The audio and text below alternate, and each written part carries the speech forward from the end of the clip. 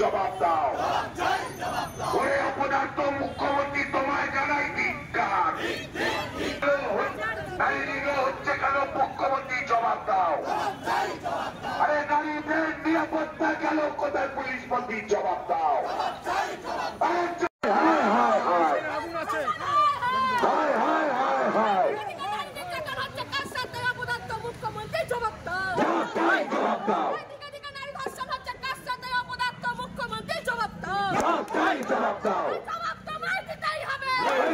ছাড়তে হবে, নইলে গদি ছাড়তে হবে।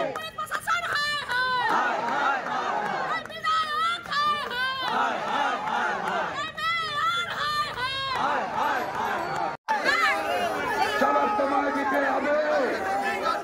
অপদার্থ পুলিশ তোমায় জানাই ধিক্কার। আমি তাই তো বলি পুলিশ তুমি উঠতে ছাড়ো, পুলিশ তুমি উঠতে ছাড়ো, পুলিশ তুমি উঠতে ছাড়ো।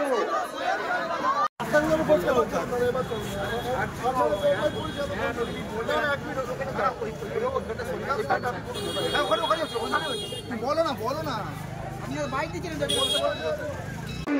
চলবে অপদার্থ পুলিশ মন্ত্রী তোমায় জানাই, অপদার্থ পুলিশ মন্ত্রী তোমায় জানাই ধিক্কার। অপদার্থ মুখ্যমন্ত্রী তোমায় জানাই ধিক্কার। দিকে দিকে নারী নিল কিসের স্বার্থে মুখ্যমন্ত্রী জবাব দাও। না বিক্ষোভ হচ্ছে যে আপনারা সবাই জানি যে একটা মর্মান্তিক ঘটনা ঘটেছে কালকে।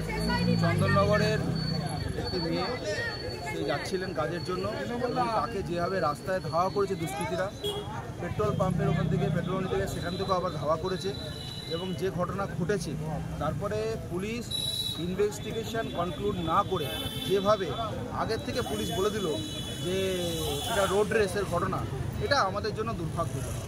আমরা পশ্চিমবাংলার সমস্ত নারীর সুরক্ষার জন্য, চন্দননগরের নারীদের সুরক্ষার জন্য আমরা রাস্তায় আজকে অবরোধ করলাম।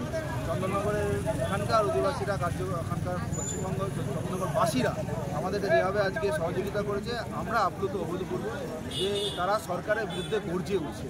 আমি আপনাদের মাধ্যমে, মিডিয়ার মাধ্যমে এবং সবার মাধ্যমে আমি জানাতে চাই পশ্চিমবঙ্গবাসী এইভাবে গর্জে উঠুন যাতে পশ্চিমবাংলায় আইনের শাসন চলে, এটা দেখা